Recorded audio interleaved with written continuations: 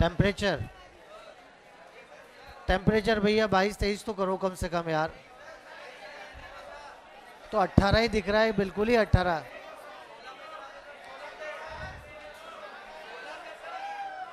अरे अरे नहीं,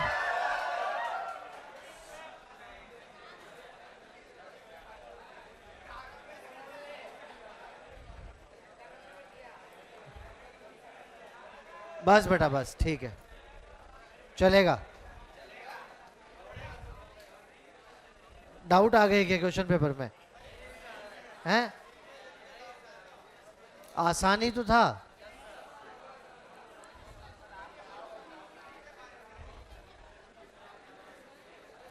बहुत आसान बेटा।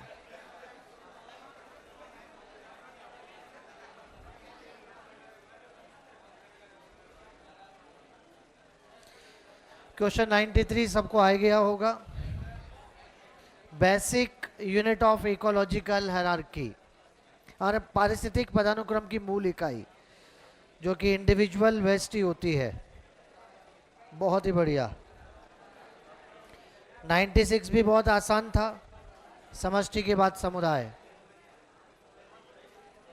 99 में भी कोई दिक्कत वाली बात नहीं है। अरे समष्टि के लक्षण पूछना है, वेस्टी के नहीं है।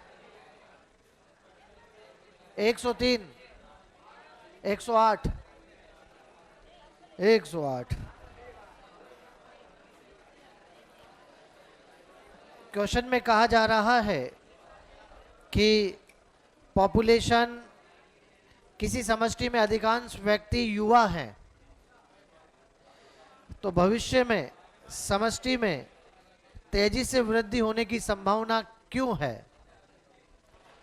तेजी से वृद्धि होने की संभावना, रैपिड, एकदम ज्यादा ग्रोथ। तो दो चीजें हो सकती है, या तो वो जो युवा हैं वो जनन क्षम होकर रिप्रोडक्शन बढ़ाएंगे और नई संतति पैदा करेंगे, और साथ के साथ में मृत्यु दर में कमी आएगी। बातें दोनों हो सकती है, पर मृत्यु दर में कमी आने से ग्रोथ तो होगी लेकिन तेजी से नहीं होगी। तेजी से ग्रोथ देखने के लिए तो जो जनन क्षम युवा होंगे उनसे आने वाली जो बर्थ रेट होगी उनसे होगी बेटा। तो इसलिए मोर प्रायोरिटी आपको पहले वाले को ही देना है। कुछ बच्चे उपरोक्त सभी पे चले गए थे क्योंकि उन्होंने अप्रवासन और उत्प्रवासन को नजरअंदाज कर दिया था। बहुत बढ़िया। और इसके बाद कोई डाउट? कोई डाउट नहीं, जो हुआ सब अच्छा हुआ। आगे की तैयारी पूरी होनी चाहिए। 126, 126 और 130 दो कुछ 23। अच्छा पहले 23, 123। निम्नलिखित में से कौन सा कारक समष्टि वृद्धि को सीमित नहीं करता है? आप्रवासन। सीमित का मतलब रोकना होता है, कम नहीं करता है, बढ़ाता है। आगे बात। 126, 126 में तो बेटा सामने माइनस कर करके लिखते जाते हैं कि 15 में से 5 गए तो 10 बचे, 25 में से 10 गए तो 15 बचे, 35 में से 18 गए तो 17 बचे, 48 में से 41 गए तो 7 बचे, और 7 सबसे कम है। तो आपका आंसर ऐसे है।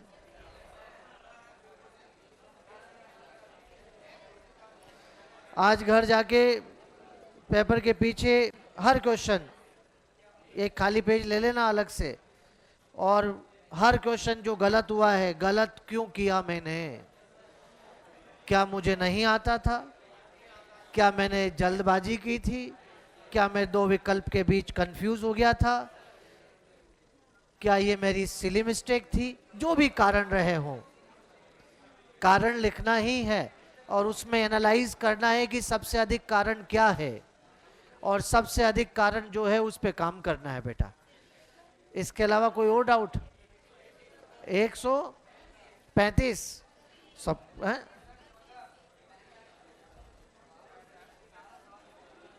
या ये ऐसी बातें नहीं करेंगे आप। परभक्षण के संबंध में निम्नलिखित में से कौन से कथन सही हैं? Can be cause extinction of prey species, predators, सही तो है ये तो 132। निम्नलिखित में से कौन सा कथन सही है? एक बार जब समष्टि अपनी वहन क्षमता तक पहुंच जाती है तो जीवों की संख्या घट जाती है लेकिन बढ़ती नहीं है। बट डू नॉट इंक्रीज, बढ़ती तो है। क्लास 300 की थी, 301 बच्चे हो गए थे ना। एक बार जब समष्टियां वहन क्षमता तक पहुंच जाती है तो उसमें चरघातांक की वृद्धि होती है। अधिकांश पशु समष्टियों के लिए वृद्धि के संसाधन अनंत है। असीमित संसाधनों की स्थिति में चरघातांक के रूप से बढ़ने वाली कोई भी प्रजाति थोड़े समय में अत्यधिक समष्टि घनत्व, हाँ, असीमित है। अपने आप से बातें करते हुए क्वेश्चन करो, सब अच्छा हो जाएगा। बाकी की चर्चा घर पे कीजिए आप क्वेश्चन पेपर में। 154 54 अच्छा अच्छा अच्छा 114 114 बेटा 114। कुछ मामलों में समष्टि घनत्व को संख्या के बजाय जीवभार के रूप में मापा जाता है, क्योंकि जैसे ही क्वेश्चन पढ़ा मन में आ जाना चाहिए वो बरगद का पेड़, पार्थेनियम घास, तो पहला तो वही है। और दूसरा आपने जीवाणु संवर्धन के बाद लिए भी जीवभार ही लिया था, तो दूसरा वो है, तो आंसर 1 और 2 है। आगे चलिए, इकोसिस्टम पे आ गए हैं हम।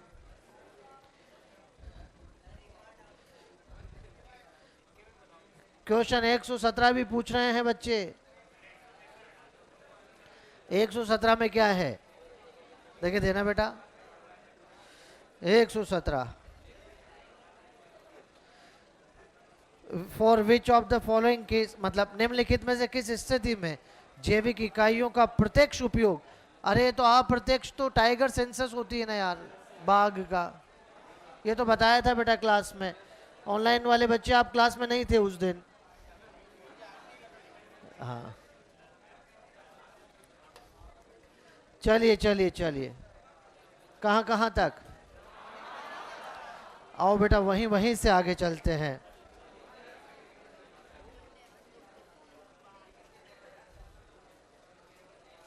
बहुत ही बढ़िया। हम कुछ स्पेशल केस पे चर्चा कर रहे थे।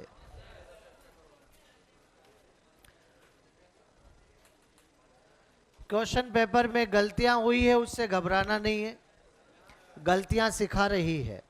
घबरा के 2-4 दिन खराब करोगे उससे कोई मतलब नहीं है। सोचते रहोगे क्या कर दिया, कैसे कर दिया, आगे कैसे करना है वो सोचना है। सब चीजें अच्छी होगी, सुधार की तरफ जाना है। गलतियां सिखा रही है, कोई दिक्कत वाली बात नहीं, और आप सीखते जाएंगे, सब अच्छा होता जाएगा। एक और केस आता है बेटा, और वो आ रहा है वेल खाना चाहती थी, पादप प्लवक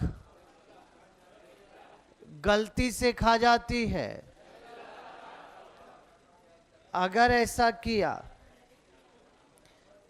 तो ये प्रकृति में शाकाहारी होकर भी, प्रकृति मतलब इसकी व्यवहार में शाकाहारी होकर भी ये तीसरे स्थान पे चली जाती है।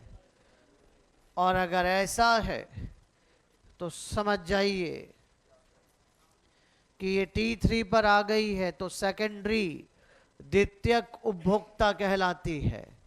वैल अपनी खाद्य श्रृंखला की उच्च उपभोक्ता भी है लेकिन इसके लिए तो T3 बताना ज्यादा जरूरी है, क्योंकि होना इसको T2 चाहिए। T3 पे जा रही है तो इसलिए इसको सेकेंडरी कहना ज्यादा अच्छा माना जाएगा। आखिरी एक और आता है बेटा, और वो है यहां पर, आप तो हमेशा ही टॉप हो,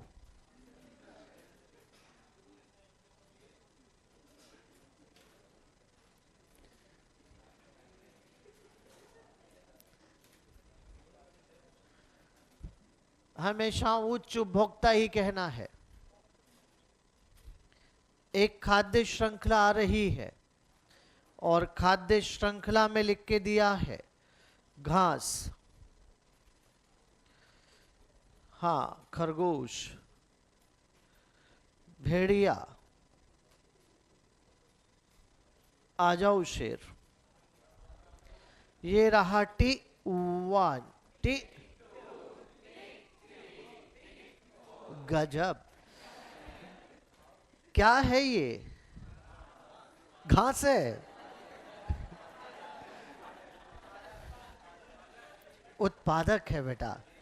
ये कौन है? प्राथमिक उपभोक्ता। ये कौन है? ये कौन है? उच्च उपभोक्ता। क्या शेर अपनी खाद्य श्रृंखला का तृतीय उपभोक्ता भी है? लेकिन तृतीय उपभोक्ता ना कह के उच्च उपभोक्ता कहना ज्यादा जरूरी है, क्योंकि अब ये बताना जरूरी है कि खाद्य श्रृंखला रुक चुकी है। अरे द्वितीय के बाद तृतीय आएगा, ये तो अंडरस्टूड है भाई। अब इधर लिखना बंद कर दो। इधर किसी भी खाद्य श्रृंखला में, परभक्षी खाद्य श्रृंखला, किसी भी खाद्य श्रृंखला में शाकाहारी का बहुत गजब का रोल होता है, क्योंकि ये पादप को खा के जो ऊर्जा लेते हैं उससे अपना नया जीवभार बनाते हैं। अरे भेड़िए के रेस्पेक्ट में सोचूं तो भेड़िए के लिए तो नया मांस तैयार हो रहा है। नहीं समझे बात? पादप को खा के जो इन्होंने ऊर्जा ली उससे अपना नया जीवभार बनाया। अगर मैं इसके रेस्पेक्ट में सोचूं तो इन्होंने नया मांस तैयार किया और खाद्य श्रृंखला को आगे बढ़ाया है। कभी मैं आपसे कह दूं कि खाद्य श्रृंखला से भेड़िया हटा दूं, आप कहेंगे हटा दो सर, शेर खरगोश खा लेगा। लेकिन जिस दिन मैंने आपसे कह दिया कि खाद्य श्रृंखला से खरगोश को हटा दूं, ना ना, आगे वाले दोनों मर जाएंगे। अरे उसका रोल समझ में आ रहा है आपको? उन्होंने पादप की ऊर्जा को लेकर उसे जंतु मांस में परिवर्तित किया है और ऐसा करके उन्होंने आगे खाद्य श्रृंखला को बढ़ाने में सहायता की है, क्योंकि मांसाहारी डायरेक्ट पादप नहीं खा सकते। अगर ऐसा है तो they convert plant material into animal flash. इन्होंने पादप पदार्थ को जंतु मांस में परिवर्तित किया है।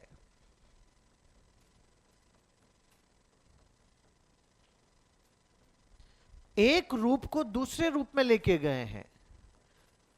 पादप पदार्थ को जंतु मांस में एक रूप से दूसरे रूप में ले जाना, ये तो उत्पादक का काम था। लाइट को केमिकल में ले जाना, प्रकाश ऊर्जा को रसायन में ले जाना, इन्होंने भी तो पादप को जंतु में लेके आए हैं। एक रूप को दूसरे रूप में बदला है। ये भी खाद्य श्रृंखला के उत्पादक है, लेकिन प्राथमिक नहीं, द्वितीयक उत्पादक कहलाते हैं बेटा। खाद्य श्रृंखला के जो रियल उत्पादक हैं वो यहाँ के प्राथमिक उत्पादक, और इनको अगर कभी आपको द्वितीयक उत्पादक कहना पड़े तो कोई दिक्कत वाली बात नहीं है। क्या भेड़िया खाद्य श्रृंखला का पहला मांसाहारी है?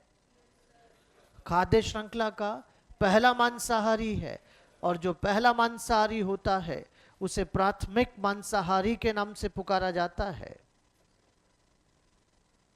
जरा बोर्ड पे देखो, देखो इधर, ये रहा 1, ये रहा 2, ये रहा 3। 1 2 3 की सीक्वेंस बन जानी चाहिए। प्राथमिक मांसाहारी, द्वितीयक उपभोक्ता, तृतीयक पोषक स्तर, एक ही बात है। प्राथमिक मांसाहारी, द्वितीयक उपभोक्ता, तृतीयक पोषक स्तर, एक ही बात है। क्या प्राथमिक मांसाहारी तृतीयक पोषक स्तर पे आते हैं? क्या तृतीयक पोषक स्तर वाले द्वितीयक उपभोक्ता कहलाते हैं? क्या द्वितीयक उपभोक्ता को ही प्राथमिक मांसाहारी कहते हैं? कैसे भी कहो, बात एक ही है। तो प्राथमिक मांसाहारी शब्द आते ही आप T3 पहुंच जाना।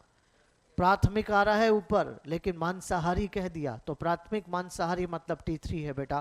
तृतीयक पोषक स्तर पे आ गए हैं। यहां पर आप इसको उच्च मांसाहारी या द्वितीयक मांसाहारी के नाम से पुकारेंगे। तो मुझे आपको ये कुछ शब्द बताने थे। एक तो द्वितीयक उत्पादक किसको कहते हैं, प्राथमिक मांसाहारी किसको कहते, ये आपको क्लियर हो जाना चाहिए। जल्दी से नोट कर लीजिए बेटा।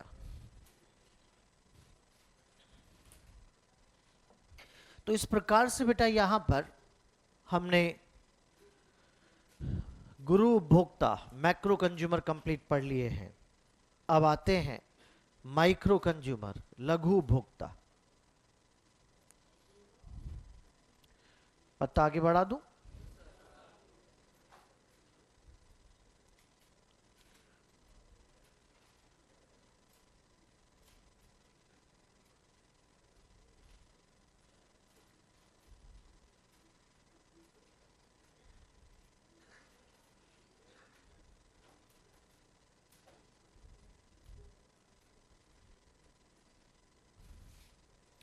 Next micro consumer.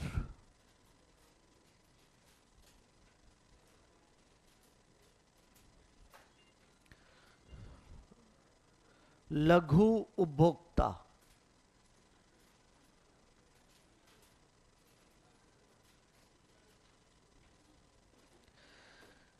ये एक प्रकार से देखा जाए तो यहां पर अपघटक हैं बेटा, डिकम्पोजर हैं,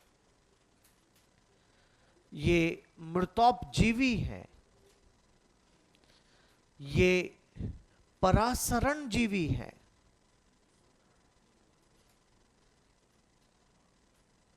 परासरण जीवी को इंग्लिश में ऑस्मोट्रॉफ कहते हैं। ऑस्मोट्रॉफ का मतलब होता है परासरण जीवी, पहले पचाओ फिर खाओ, पचा के खाते हैं। First digest then ingest. इनको आप अपमार्जक भी कहते हो, स्कैवेंजर नाम और भी है, आएंगे अभी। लेकिन आप सब जानते हैं कि माइक्रो कंज्यूमर अपघटक और हमारे पृथ्वी के सबसे अच्छे अपघटक जीवाणु एवं कवक है, जो कि मृत पदार्थ पे भोजन करते हैं। ये देखिए, ये रहा पादप और जंतु का मृत पदार्थ। पादप और जंतु दोनों हमारे बीच नहीं रहे।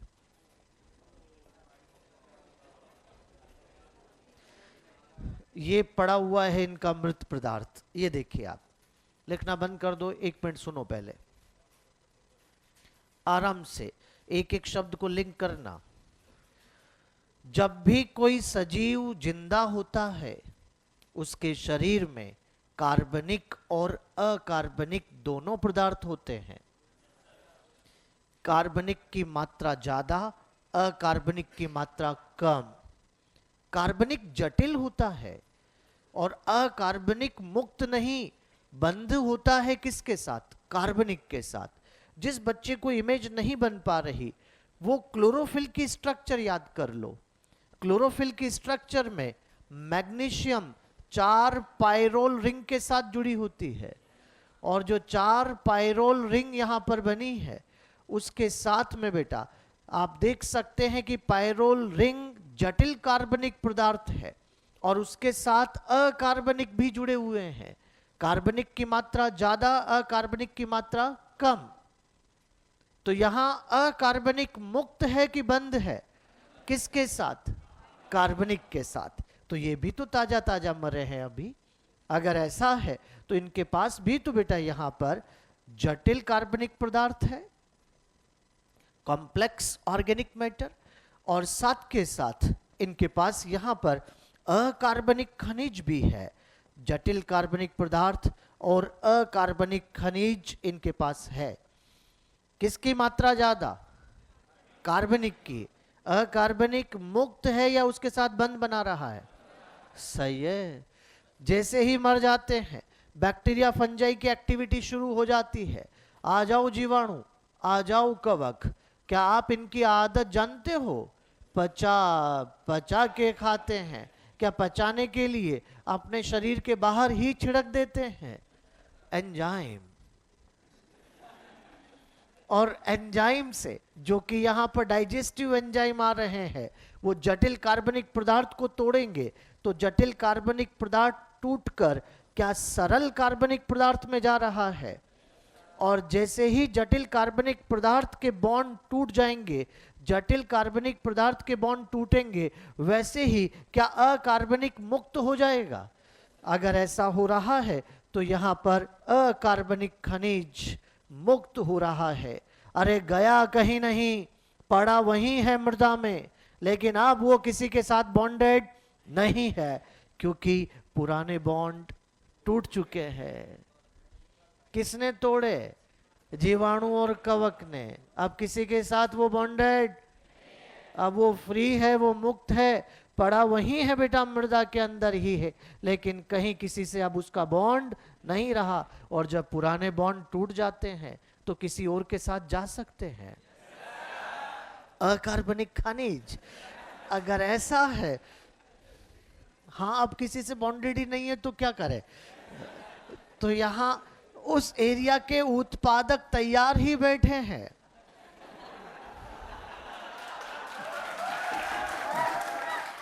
आ जाओ अकार्बनिक खनिज, क्या ये इस मृदा से इसको अवशोषित कर लेंगे, और जैसे ही वो इसके पास जाएंगे इसके साथ नए बंध बना लेंगे, इसके जीवभार का भाग बन जाएंगे। और जब कोई शाकाहारी इसको खाएगा तो क्या उसके पास भी जाएंगे।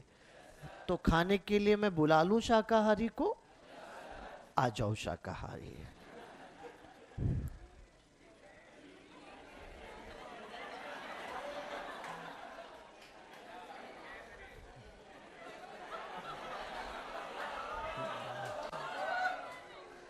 बेटा हम हिरण बनाते, खरगोश बनाते, गाय बनाते, क्यों? कोई ऐसा बनाओ जिसमें सब आ जाए और जिसको पहचानना मुश्किल ही नहीं। आज के बाद जब भी ये आए आप तो कह देना टीटू आ गया, द्वितीयक पोषक स्तर। तो कौन है बेटा? ये टीटू है। एक दिन की बात है, हवाएं चल रही थी, टीटू ने सोचा चलो कुछ खाते हैं। टीटू खाने आया था, खा ही रहा था कि अचानक तेज हवा का झोंका, अरे पेड़ टूट के टीटू पे गिर गया, और टीटू और पेड़ दोनों हमारे बीच। क्या हम वापस यहाँ पर आ गए? तो जहां से चले थे वापस घूम के वहीं आ रहे हैं। इसका मतलब अकार्बनिक खनिज साइक्लिक, चक्रित हो रहा है, और ऐसे चक्र को आप खनिज चक्र के नाम से पुकारते हैं। कौन सा चक्र? खनिज चक्र यहाँ पर हो रहा है, क्योंकि खनिज जहां से चला था वापस लौट के वहीं पर आ रहा है, और ये खनिज चक्र हो रहा है। क्या बेटा इन्होंने जटिल को सरल में ट्रांसफॉर्म किया है?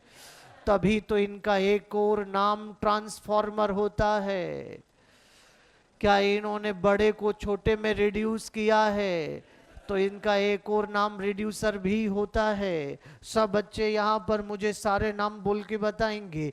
माइक्रो कंज्यूमर, परासरण जीवी, अपमार्जक, ट्रांसफॉर्मर, रिड्यूसर। हमने इसी प्रकार से उत्पादक के लिए भी नाम लिखे थे। उत्पादक, स्वपोषी, गजब, कन्वर्टर, ट्रांसड्यूसर, ऐसा कुछ लिखा था कि हमने? परावर्तक, कन्वर्टर, ट्रांसड्यूसर लिखा होगा बेटा यार। इसी प्रकार से हमने जंतुओं के लिए भी लिखा था। मैक्रो कंज्यूमर, जो एनिमल है, जंतु है, उनके लिए फैगोट्रॉफ कहा था हमने, भक्षपोषी। उनको होलोजोइक भी कहा था हमने। तो सबके नाम याद हो जाने चाहिए। कब रट लेंगे? चलिए इधर माइक्रो कंज्यूमर, लघु उपभोक्ता, अपघटक, मृतोपजीवी, परासरण जीवी, अपमार्जक। स्टेटमेंट आ रहा है। मैं जो कह रहा हूं सच कह रहा हूं, बस आपको सोचना है कि आपको समझ आया कि नहीं। सारे अपघटक अपमार्जक है, सारे अपघटक अपमार्जक है, परंतु सारे अपमार्जक अपघटक नहीं है। लिखो, साइड में लिखो बेटा। नोट लगाओ बेटा। सारे अपघटक,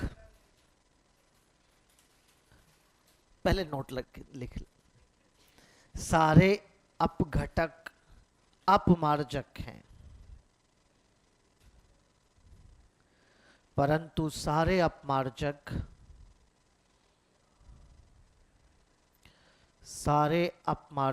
अपघटक नहीं है।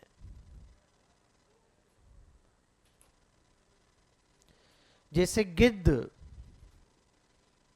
अभी समझाते हैं, पहले लिखिए। सारे अपघटक अपमार्जक हैं, परंतु सारे अपमार्जक अपघटक नहीं है। गिद्ध अपमार्जक है, स्कैवेंजर है, लेकिन वो अपघटक नहीं है, क्योंकि वो तो खा खा के पचाता है। और अपघटक पचा के खाते हैं। तो सारे अपघटक तो मरे हुए को खा रहे हैं, तो अपमार्जक है, लेकिन सारे अपमार्जक अपघटक नहीं है। गिद्ध ऐसा अपमार्जक है जो कि खा के पचाता है, तो वो अपघटक नहीं है।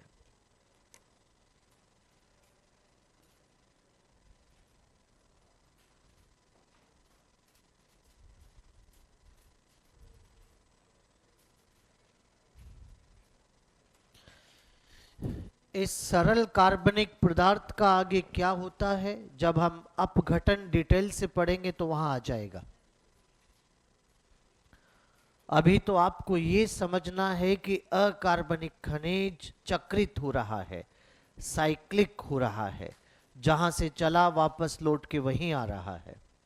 वैसे एक बात है बेटा, हम मनुष्य, जंतु, अरे हम भी अपघटक हैं, क्योंकि हम भी तो काम वही कर रहे हैं जो जीवाणु कवक ने किया। फर्क सिर्फ इतना है कि उन्होंने बाहर कर दिया और हम शरीर के अंदर कर रहे हैं। हम भी तो पाचन कर रहे हैं, हम भी तो जटिल को सरल में ले जा रहे हैं, हम भी तो अकार्बनिक खनिज को मुक्त करवा रहे हैं, लेकिन हम बहुत स्वार्थी अपघटक हैं। अकार्बनिक खनिज का अधिकतम भाग हम हमारे शरीर में रोक लेते हैं, हम हमारी बॉडी में रोक लेते हैं। कुछ अकार्बनिक खनिज सरल कार्बनिक पदार्थ के साथ बाहर जाता है, लेकिन maximum part of inorganic mineral हमारी बॉडी का पार्ट बन जाता है। लेकिन जरा जीवाणु कवक को देखो, अकार्बनिक खनिज का अधिकतम भाग मृदा में लेके आ रहे हैं। तो बताइए, प्रकृति के लिए, नेचर के लिए सच में काम हम कर रहे हैं या जीवाणु कवक? तो हमारी पृथ्वी के रियल अपघटक हम हैं या जीवाणु कवक? हम तो नारियल हैं, जो रियल नहीं है वो, क्योंकि हमने तो खुद के लिए काम किया है, लेकिन उन्होंने प्रकृति के लिए काम किया है। वो ही है। क्या मनुष्य अपघटक है, लेकिन बाहरी नहीं, आंतरिक अपघटन करना जानता है। अकार्बनिक खनिज हमारी शरीर का भाग बनता जा रहा है। ऐसा तब तक होता जाएगा जब तक हम जिंदा हैं। जिस दिन हम मर जाएंगे, दो बातें होंगी, या तो हमें जला देंगे या दफना देंगे। जला दिया तो अकार्बनिक खनिज राख में आ जाएगा, और अगर हमें दफना दिया तो वहीं जीवाणु कवक हमें तोड़कर मिट्टी में मिला देंगे। अरे कहने को बातें लगती है, लेकिन आज तो प्रूव हो रहा है कि माटी का पुतला और माटी में मिल जाना।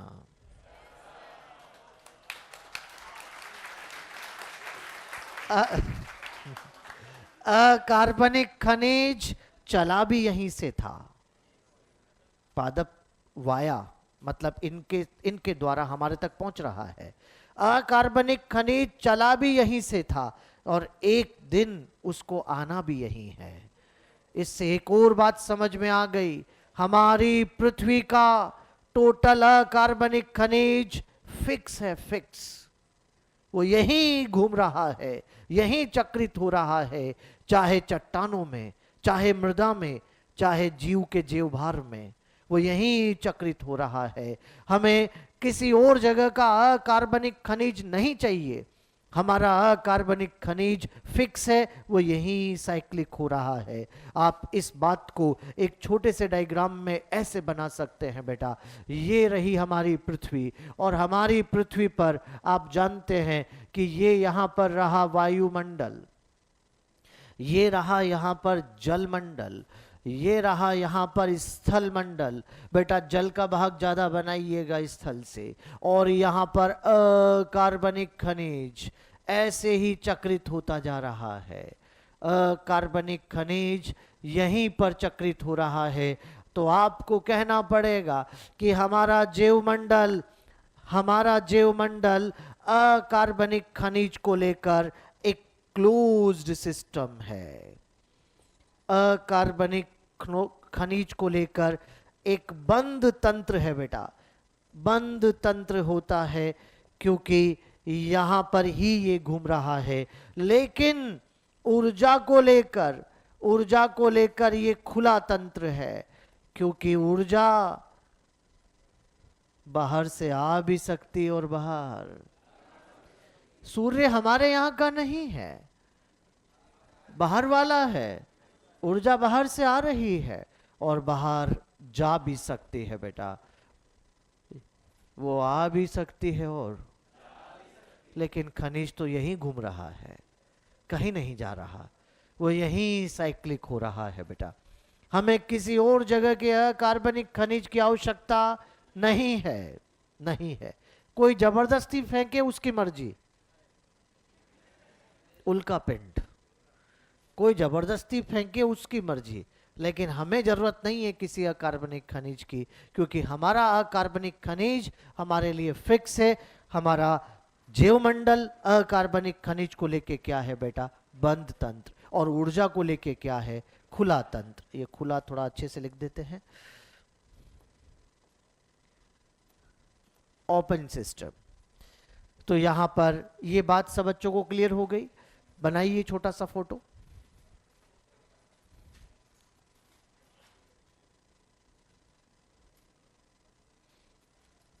एक और बात देखो, जब जीवाणु और कवक इस मृत पदार्थ पर क्रिया करते हैं तो उनको भी तो ऊर्जा मिलती है। बिना मतलब के कौन काम करेगा, उनको भी ऊर्जा मिल रही है, और जब उनको ऊर्जा मिलती है तो वो भी तो अपना जीवभार बनाते हैं। अरे जीवाणु की तो आदत है, जैसे ही उसे ऊर्जा मिलती है द्विविखंडन शुरू हो जाता है, बाइनरी फिजन। अगर ऐसा है कि ये नया जीवभार बनाएगा तो नए सेल कंटेंट बनाएगा, तो इसको भी तो अकार्बनिक खनिज चाहिए। कहां से लाएगा रे बेचारा, वो भी तो यहीं से लेगा। आज 1000 अकार्बनिक खनिज निकल के बाहर आने चाहिए थे, लेकिन 800 ही पहुंचे। इसका मतलब 200 इन्होंने अपने पास रोके हैं।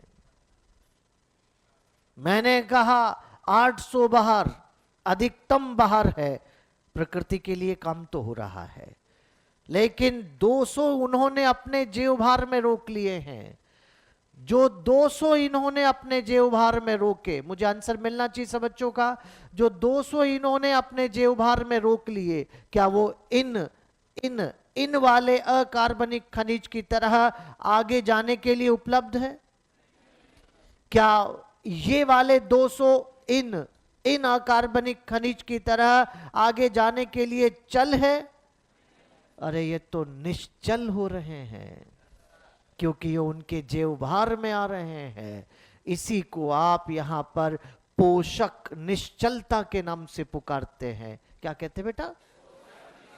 Nutrient immobilisation. मोबाइल का मतलब तो चलना, इमोबाइल मतलब रुक जाना, तो न्यूट्रिएंट इमोबिलाइजेशन कहलाता है, पोषक निश्चलता कहलाता है। तो क्या हो रहा है पोषक निश्चलता कैसे कहते हैं?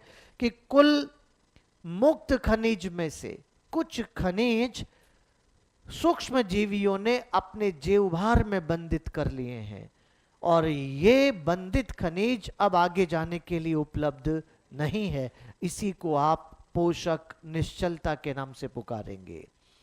कोई भी बच्चा आज पोषक निश्चलता को नेगेटिव सेंस में ना सोचे, ऐसा ना कहे ओहो रोक लिया, जाने नहीं दिया, कमी पड़ जाएगी। अरे कहो इन्होंने रोक के अच्छा किया। अगर अभी अभी तेज बरसात हो जाती तो बह के कहीं और चले जाते। रोक के अच्छा किया ना।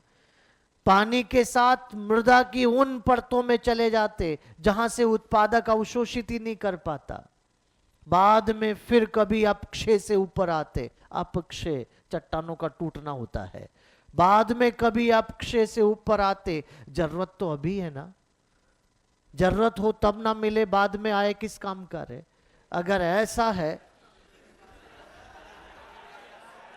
तो समझ जाओ इन्होंने रोक के अच्छा ही किया है, बहने से बचाया है, मृदा की उन परतों से जाने से बचा लिया जहां चला जाता तो इसे उत्पादक अवशोषित ही नहीं कर पाता। आज कहना पड़ेगा पोषक निश्चलता पोषक संरक्षण का तरीका है। पोषक निश्चलता पोषक संरक्षण का तरीका है। और कौन सा विचारों ने हमेशा के लिए रोक लिया। एक दिन मरना तो यही है ना। मैंने कहा मरना यही है। क्या जीवाणु कभी मरता है? कभी नहीं मरता। जीवाणु तो अमर है, इमॉर्टल है। जीवाणु मरता नहीं है, मारा जाता है। आप कहें सर मरता नहीं मारा जाता है, क्या मतलब है? पहले जीवाणु और हमारी जीवन के बारे में अगर देखें तो पहले मनुष्य जीवन को देखो। बच्चा, जवान, बूढ़ा, मर जाओ। जीवाणु की जिंदगी देखी आपने? बच्चा, जवान, अरे बुढ़ापा आ रहा है, डिवाइड होके फिर बच्चा।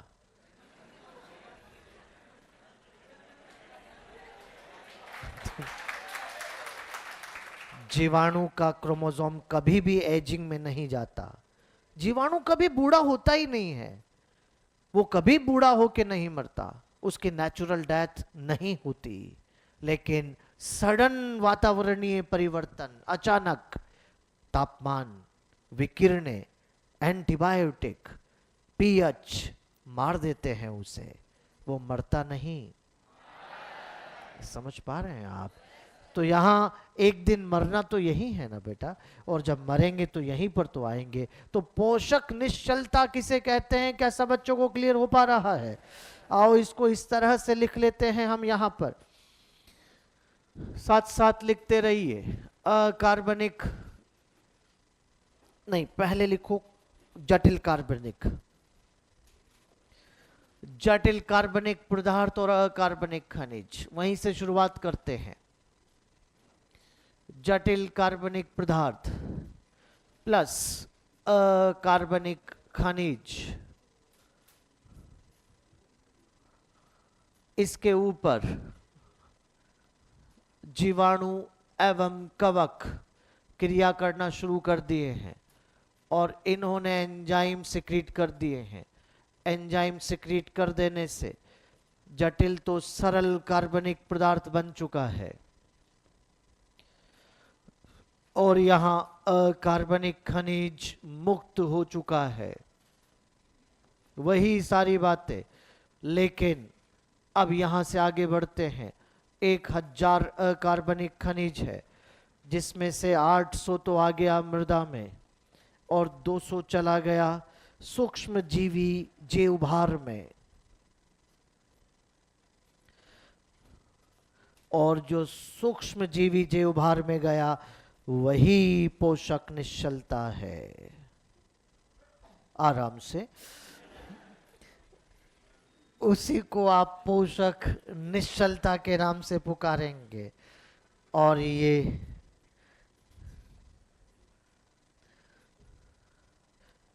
पोषक संरक्षण का एक माध्यम है। माध्यम सही है, तरीका, माध्यम एक ही तो बात है।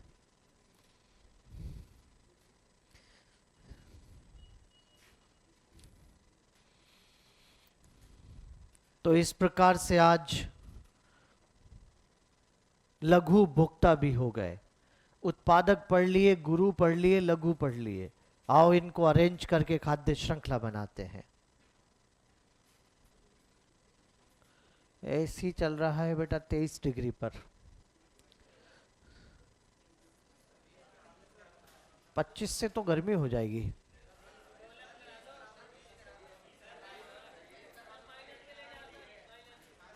कमरा बड़ा है बेटा, वहाँ हवा नहीं जाती उधर बच्चों के, उधर थोड़ा कल से है ना, वो लेके आना स्वेटर। हाँ एक छोटा सा एक स्वेटर डाल लो बैग में, क्या है, जैसे ठंड लगे पहन लो।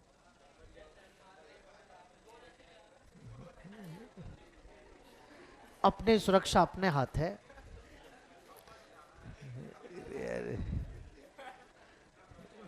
रजाई कंबल सब आ गई, बहुत बढ़िया।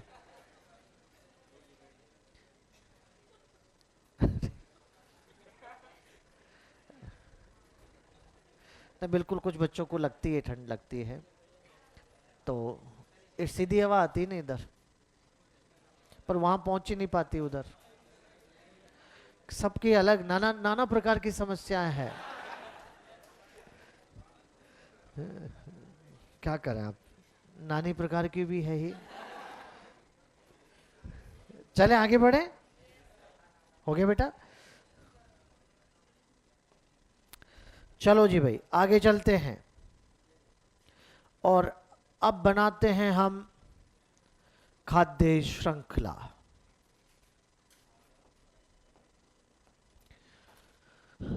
आज फूड चेन खाद्य श्रृंखला को पढ़ेंगे हम।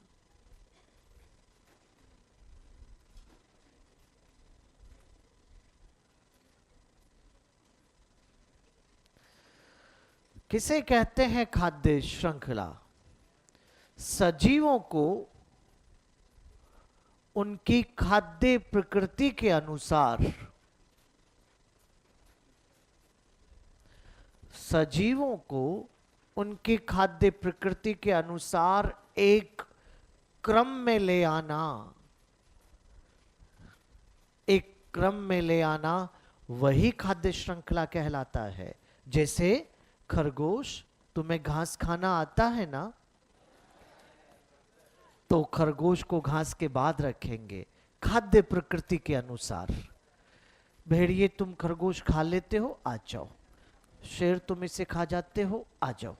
तो ये यहाँ पर सजीवों को खाद्य प्रकृति के अनुसार एक क्रम में ले आए, उनकी खाद्य प्रकृति के अनुसार, और इसी को आप खाद्य श्रृंखला कहते हैं। जब ऐसी बातें चलती है तो पोषक स्तर जरूर आता है। पोषक स्तर मतलब कि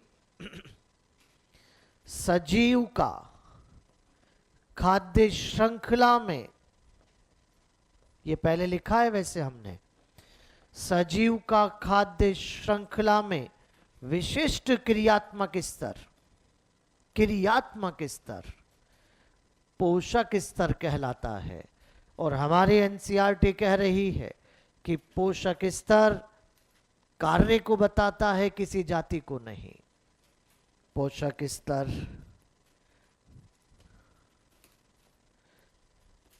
कार्य को प्रदर्शित करता है, किसी जाति को नहीं। जैसे हमारे पास एक खाद्य श्रृंखला ये आ गई, यहां पर खाद्य श्रृंखला में लिखा है घास, कीट, मेंढक, सर्प और बाज। यहां देख सकते हैं T1, T2, T3, T4, T5। सांप T4 पे है बेटा। एक और खाद्य श्रृंखला आ गई जिसमें घास, चूहा। कोई बच्चा नहीं कहेगा कि घास, चूहा घास खाता है, नहीं, चूहा घास के बीज खाता है। और फिर आ गया सर्प, और फिर आ गया मोर। अगर ऐसा है तो T1, T2, T3, T4। अरे यहां पर आप देख सकते हैं कि सर्प T3 पे आ रहा है, क्या मैंने सांप का पोषक स्तर ये देख के बनाया कि वो सांप है? होगा, सांप है तो हम क्या करें? अभी तो जो काम कर रहा है उसके आधार पे उसका पोषक स्तर बन रहा है। अगर उसने T3 को खाया तो T4 पे आएगा, T2 को खाया तो T3 पे आएगा। जब जो काम करेगा उसके आधार पे पोषक स्तर बनेगा, ना कि इस आधार पे कि वो कौन है। वो जो है होगा, उसका हम क्या करें? अभी तो जो काम कर रहा है उसके आधार पे ही तो पोषक स्तर बनेगा। कहा ना आपसे, पोषक स्तर कार्य को प्रदर्शित करता है, किसी जाति को नहीं। अरे सही बात है। जरा दोनों खाद्य श्रृंखलाओं को देखो पहले। जो मैं कह रहा हूं वो सही है कि गलत आप बताएंगे। समान पोषक स्तर पे कभी भी भोजन नहीं किया जाता है। T3 को कभी नहीं खाएगा। क्या ये सही है? खा सकता है? अरे कभी नहीं खाएगा। जिस दिन ये सांप इस T3 वाले मेंढक को खाएगा, ये सांप T3 नहीं T4 बन जाएगा। T3 पे रह के कभी नहीं खाएगा, कभी नहीं खाएगा बेटा। तो समझ जाइए, यहां पर सबको ये क्लियर होना चाहिए, समान पोषक स्तर पे कभी भी भक्षण नहीं होता, चाहे स्वजाति भक्षण ही क्यों ना हो। स्वजाति भक्षण, कैनाबलिज्म कॉकरोच में मिलता है। कॉकरोच में अपनी ही जाति के सदस्य को खा जाते हैं। जैसे आप जानते हो कि एक दिन की बात है, एक कॉकरोच रोटी ब्रेड खा रहा था, रोटी खा रहा था।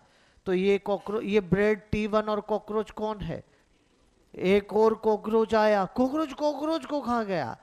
अगर ऐसा हुआ तो भले ही समान जाति है, लेकिन पोषक स्तर, क्योंकि पोषक स्तर तो कार्य को बताता है, किसी जाति को नहीं। अरे समझ पा रहे बेटा आप? तो समान पोषक स्तर पे कभी भी भक्षण नहीं होता है, नहीं होता है।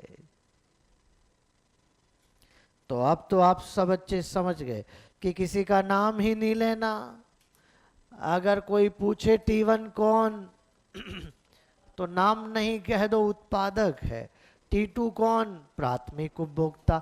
T3 कौन? द्वितीयक उपभोक्ता। T4 कौन? तृतीयक या उच्च उपभोक्ता।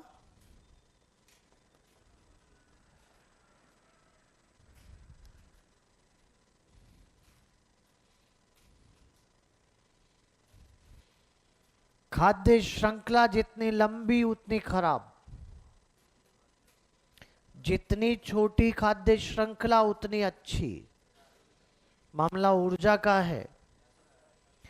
खाद्य श्रृंखला जितनी लंबी होती जाती है, ऊर्जा में कमी कमी कमी आती चली जाती है। और जितनी छोटी खाद्य श्रृंखला होगी उतनी ही उसमें ऊर्जा अच्छी रहेगी। अगर ऐसा है तो यहां पत्ता बढ़ा दें आगे। लंबी खाद्य श्रृंखला नॉट गुड।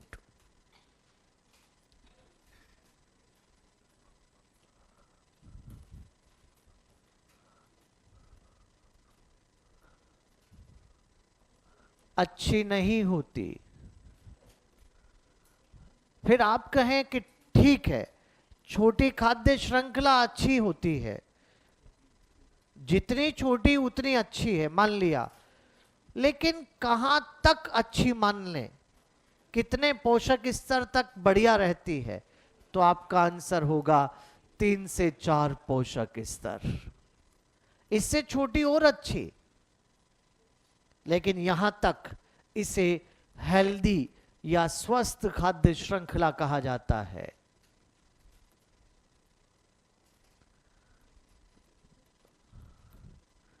क्योंकि आप तो जानते हैं बेटा, एक पोषक स्तर से दूसरे पोषक स्तर में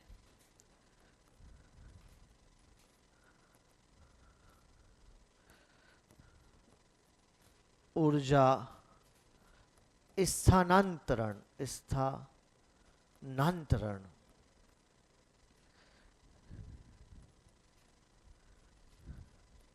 लिंडमैन के 10% ऊर्जा प्रवाह नियम से होता है। प्रवाह या स्थानांतरण कहूं, यही लिख देते हैं।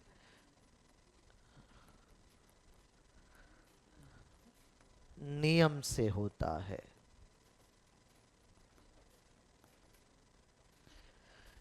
तो फिर मन में प्रश्न आ गया कि 10% एनर्जी आगे जाती है एक पोषक स्तर से दूसरे पे, तो बाकी की ऊर्जा का क्या होता है?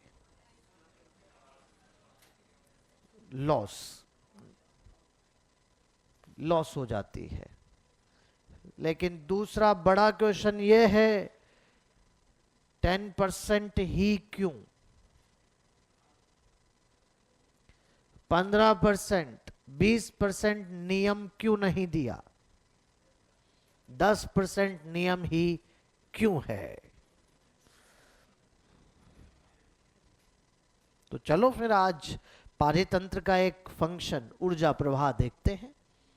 उससे समझ में आएगा कि 10% ही क्यों। पत्ता पलटा जा रहा है, पलट दे बेटा, जल्दी, तुरंत। हाँ जल्दी बेटा, जल्दी, ठीक बात है। पहले आवाज नहीं आ रही थी सर, पीछे का दोबारा पढ़ा दो।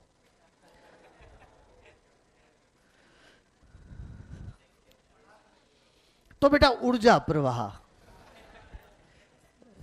बिल्कुल करेंगे, उनके लिए भी कुछ व्यवस्था करेंगे।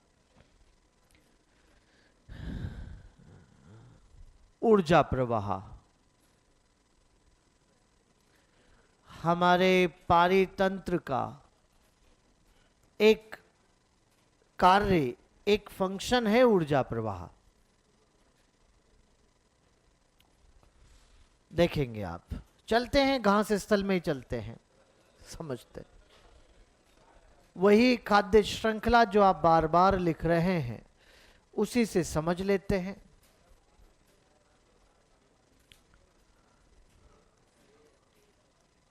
आ जाओ, यहां पर वैसे ही हमने सारे पोषक स्तर बना दिए हैं। अब आज हम ऊर्जा प्रवाह अध्ययन कर रहे हैं। आराम से सुनेंगे, लिखना बंद। ऊर्जा प्रवाह का अध्ययन किया जा रहा है। आप तो पहले से जानते हो कि जब भी पारितंत्र में कोई भी अध्ययन होता है, दो बातें जरूर ध्यान रखते हैं। हमारा अध्ययन बिल्कुल सही बात, इकाई क्षेत्र और इकाई समय में ही होगा। उस दिन भी मैंने कहा, मैं रिपीट कर रहा हूं, इकाई क्षेत्र ढंग से लेना। ऐसा ना हो कि आप 1 मीटर स्क्वायर लेके बैठ जाओ। अरे इतना क्षेत्र लो जिसमें खाद्य श्रृंखला चल रही हो। तो आज आपने 10 किलोमीटर स्क्वायर का एरिया लिया है। समझ जाओ रे बेटा, आज मैंने खाद्य श्रृंखला में लिखा घास। कोई भी बच्चा इसको एक घास ना समझे, ये इकाई क्षेत्र की घास है। मैंने लिखा खरगोश, कोई भी बच्चा इसको एक ना समझे, इकाई क्षेत्र के खरगोश हैं। मैंने लिखा भेड़िया एक नहीं है, मैंने लिखा शेर एक हो सकता है, उच्च उपभोक्ता है। और आज आपका अध्ययन किसी व्यक्ति, किसी सदस्य पे नहीं, पोषक स्तर पे है। आज आपका अध्ययन किसी सदस्य पे नहीं, क्षेत्र पे है बेटा। पता है 10% नियम का क्या मतलब है? मैं 2 बार बोलूंगा, सुनना ध्यान से। 10% ऊर्जा आगे जाती है ना, इसका क्या मतलब है? इकाई क्षेत्र के खरगोश इकाई क्षेत्र की घास में से इकाई समय में 10% खाते हैं। फिर सुनो, इकाई क्षेत्र के खरगोश, इमेज बनाओ मन में, इकाई क्षेत्र के खरगोश इकाई क्षेत्र की घास में से इकाई समय में 10% खाते हैं। ये है 10% नियम। 10% ही आगे ले जाएंगे, 10% ही आगे जाता है। हाँ, ये समझना बाकी है अभी कि 10 ही क्यों, वो हम समझेंगे, लेकिन 10 आगे जाता है इसका मतलब तो समझ में आ रहा है। एक घास एक खरगोश मत समझ लेना, वरना 10% कैसे छांट के ले जाएगा? वो तो आएगा तो पूरी घास उखाड़ के ले जाएगा, फिर काय का 10%? तो एक बार मैं फिर बोल देता हूं, इकाई क्षेत्र के खरगोश इकाई क्षेत्र की घास में से इकाई समय में 10% खाते हैं। ठीक है, अब ध्यान से दे दीजिए इनको इकाई समय, करने दीजिए प्रकाश संश्लेषण, और इकाई समय में कुल ऊर्जा का जो उत्पादन हुआ मान लीजिए वो 100 किलो कैलोरी है। अब नेक्स्ट स्टेटमेंट बोलूंगा, आराम से सुनना है, बीच में नहीं बोलना है। किसी भी पोषक स्तर पे आई हुई कुल कुल कुल ऊर्जा का अधिकतम 10% ही नया जीवभार बनता है। मैं रिपीट करता हूं, फिर सुनो। मैंने T2 का नाम भी नहीं लिया, मैंने क्या कहा फिर सुनिए। किसी भी पोषक स्तर पे आई हुई कुल ऊर्जा का अधिकतम 10% ही नया जीवभार निर्माण होता है। कह देना T2 से मैक्सिमम खाएगा तो 10%, उससे ज्यादा नहीं, उतना ही बना है उसके लिए। लेकिन आप लोग कहेंगे क्यों नहीं खाएगा, कौन रोकेगा उसे, वो तो खाएगा। चलो आज 10% से ज्यादा भी खिलवा के देख लेते हैं, होता क्या है देखे तो सही। उदाहरण ले लेते हैं, मान लीजिए आज हमारे पास 10 घास है बेटा, उदाहरण के तौर पर इकाई समय का प्रकाश संश्लेषण हुआ, कुल ऊर्जा बनी, उसका 10% नया जीवभार बनेगा। नया जीवभार दो तरह से बनता है, पहला या तो जो घास है वही बड़ी हो जाए, दूसरा तरीका कुछ नई बन जाए, या तो जो है वही बड़ी हो जाए या फिर कुछ नया बन जाए, यही तो हो सकता है नया जीवभार। मान लीजिए मैंने कहा कि एक घास नई बन गई, कह देना T2 से एक घास खा के चला जा, वही है तेरे लिए। लेकिन आपके कहने से T2 आया और आज एक नहीं 3 खा गया ना, तू खा जा। अगली बार फिर इकाई समय का प्रकाश संश्लेषण, फिर 10% नया।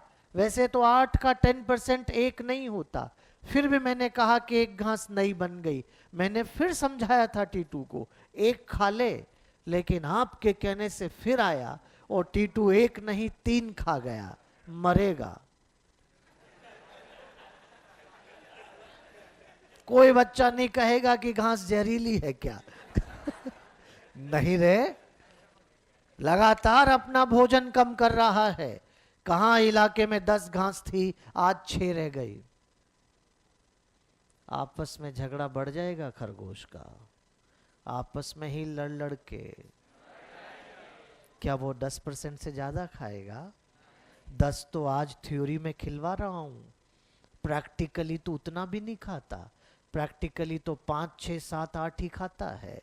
2 स्टेटमेंट समझ में आए तभी हाँ भरना बेटा। पहला, अगर वो हमेशा आके 10% खाएगा तो घास स्थल जितना है उतना ही रहेगा, वृद्धि नहीं करेगा। अगर उसने आके 5, 6, 7, 8% खाया तो घास स्थल में वृद्धि देखने को मिलेगी। अरे समझ पा रहे हैं आप? किसी भी पोषक स्तर पे आई हुई कुल ऊर्जा का अधिकतम जीवभार कितना? 10%। तो आगे वाले के लिए उपलब्ध अधिकतम कितना? 10%। तो आगे वाला अधिकतम कितना खा सकता है? 10%। यही है 10% नियम। समझ पा रहे हैं आप? क्योंकि बनता ही उतना है, और जब बनता ही उतना है तो उतना ही तो खा पाएगा रे। अगर ऐसा है तो समझ जाओ रे बेटा, समझ जाओ। भिजवा दूं मैं 10% आगे, ले जा खरगोश। 10 किलो कैलोरी, बाकी का यही 90% क्या हो गया? लॉस, यही चला जाएगा। एक दिन यही लॉस। और लॉस दो बातों में होता है बेटा, एक तो श्वसन और एक अन्य उपापचय क्रिया है। अन्य उपापचयी क्रियाएं, दो बातों में लॉस हो जाता है। श्वसन किसको कहते और अवूक्री किसको कहते? अन्य उपापचयी क्रियाएं किसको कहते, पहले मतलब समझो। जो पहले से उपलब्ध घास थी, जिसने प्रकाश संश्लेषण करना शुरू किया था, अभी नया नहीं बनाए, जिसने शुरू किया था वो भी तो अपने आप को मेंटेन करने का खर्चा करती है। वो क्या है? कुछ नया बनाना है, कुछ स्टोर करके रखना है, और कुछ खर्चे तो इमरजेंसी में आते हैं जिनका पता ही नहीं होता। आज सुबह सुबह बढ़िया धूप निकली थी, अचानक दिन में तेज हवाएं, अरे जाओ रे स्टोमेटा क्लोज करो, H+K+ पंप थ्योरी, ATP का खर्चा। क्या इस खर्चे का पता था सुबह ही? वो तो अचानक आया है भाई। उन सब के लिए क्या अवूक्री होता है बेटा? अब डायरेक्ट याद रखना है, उत्पादक अपनी कुल ऊर्जा का 20% किस में लगाते, 70% किस में लगाते? अवूक्री में लगा देते हैं। क्योंकि बाहर रह रहे हैं, बाहर हर बात का स्ट्रेस झेल रहे हैं पादप। तेज गर्मी स्ट्रेस, तेज हवा स्ट्रेस, तेज सर्दी स्ट्रेस, खर्चा बहुत होता है। 70% लगा रहे हैं बेचारे। 20 और 70 90 और 10 आगे हो गया ना 100 का हिसाब। अब मैं जो पूछ रहा हूं नेक्स्ट, उसका आंसर प्रतिशत में नहीं, अमाउंट में देना, मात्रा में देना, प्रतिशत में नहीं। खरगोश के पास पहुंची हुई कुल ऊर्जा का कितना नया जैव भार? 1। 10 तो प्रतिशत है रे, 1। तो भेड़िया अधिकतम कितना खाएगा? 1। ले जा भेड़िए। बाकी का 90 क्या होगा? लॉस। और लॉस किन दो बातों में होता है? आप रुक जाओ, एक तो है श्वसन और एक अवूक्री। बहुत ही बढ़िया। खरगोश है, अब खरगोश भाग रहा है, दौड़ रहा है, खेल रहा है, कूद रहा है, श्वसन का खर्चा वही रहेगा कि बढ़ जाएगा? 30% और 60% अवूक्री में। क्या भेड़िया यहां से 0.1 किलो कैलोरी भेजेगा? 90% यही क्या होगा? लॉस। वापस वही दो बातें हैं, बहुत ही बढ़िया। क्या भेड़िया अपनी खाद्य श्रृंखला का पहला मांसाहारी है? मांस खा रहा है। मांस पचाने में लगने वाली ऊर्जा कम या ज्यादा? मांसाहारी चाहे भेड़िया, चाहे शेर, चाहे बाघ, चाहे कोई भी हो, अपने पास पहुंची हुई कुल ऊर्जा का 60% श्वसन में लगाते हैं और बाकी का 30% अवूक्री में लगाते हैं बेटा।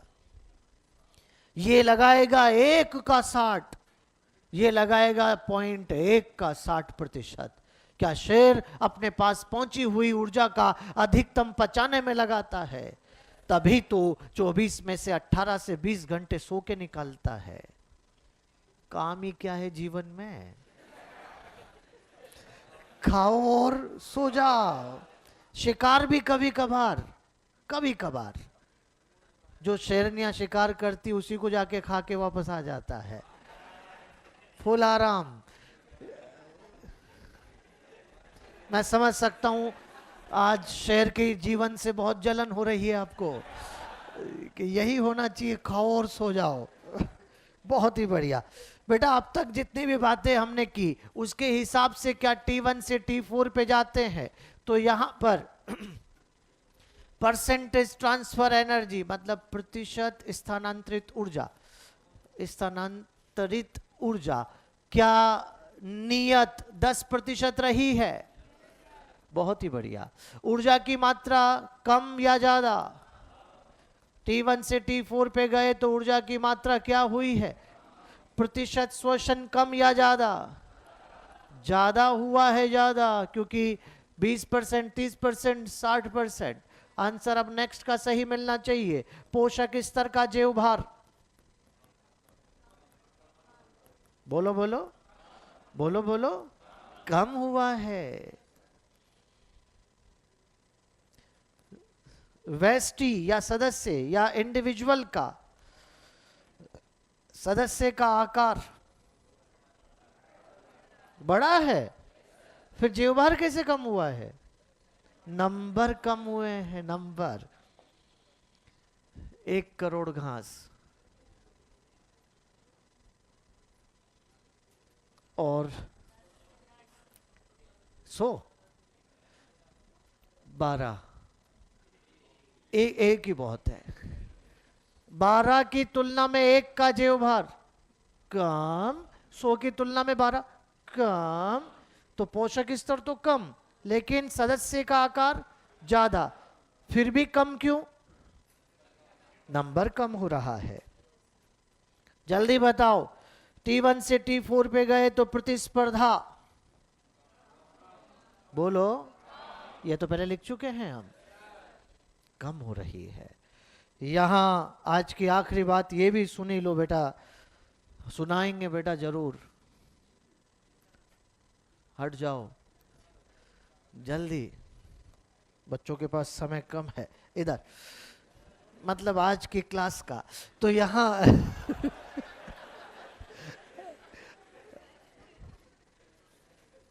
बेटा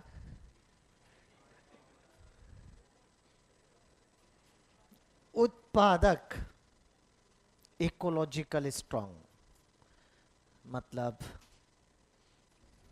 पारिस्थितिकी प्रबल, अरे वाह, पारिस्थितिकी प्रबल एवं उच्च उपभोक्ता पारिस्थितिकी दुर्बल,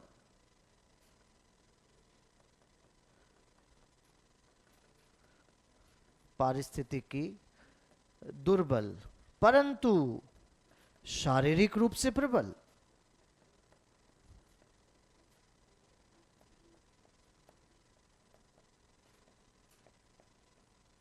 क्या मतलब है इस बात का? इधर इधर चेपना बाद में है। उत्पादक पारिस्थितिकी क्या है? उच्च उपभोक्ता क्या है? पोषक स्तर T1 और T4। पोषक स्तर के आधार पे देखूं तो T1 के पास सबसे ज्यादा ऊर्जा, T4 के पास सबसे, पारिस्थितिकी प्रबल और पारिस्थितिकी दुर्बल। नेक्स्ट स्टेटमेंट में दिमाग लगाना है बेटा, हल्का सा जोर लगा लेना दिमाग पे। पोषक स्तर के आधार पे T1 के पास सबसे ज्यादा और T4 के पास सबसे कम ऊर्जा है। एक एक सदस्य के आधार पे देखूं तो T4 के पास सबसे ज्यादा ऊर्जा है। एक एक सदस्य। एक काम करो बेटा, ये 1 करोड़ है ना, ये 1 करोड़, ये 100 किलो कैलोरी 1 करोड़ में बांटो, क्योंकि 100 1 करोड़ का है और ये 0.1 अकेले का है।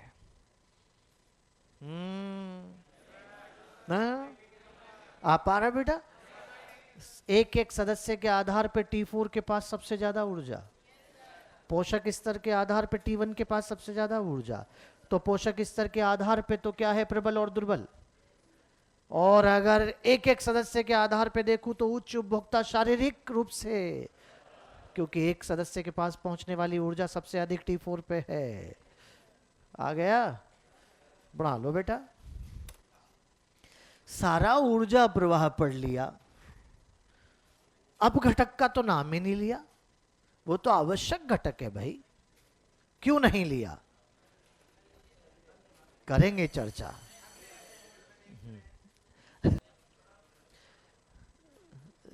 जिन बच्चों ने नोट कर लिया है, मैं 1 2 3 बोलूंगा, फोटो खींच लेना। अगले पत्ते पे चल रहे हैं, नहीं ये नोट करो बेटा आराम से। सबका शोषण एक साथ लिख दो, 20 30 60। सबका अवुक्री एक साथ लिख दो बेटा।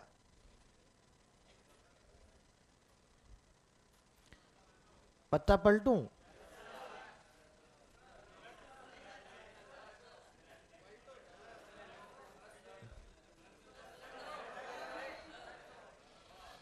चलिए, थैंक यू।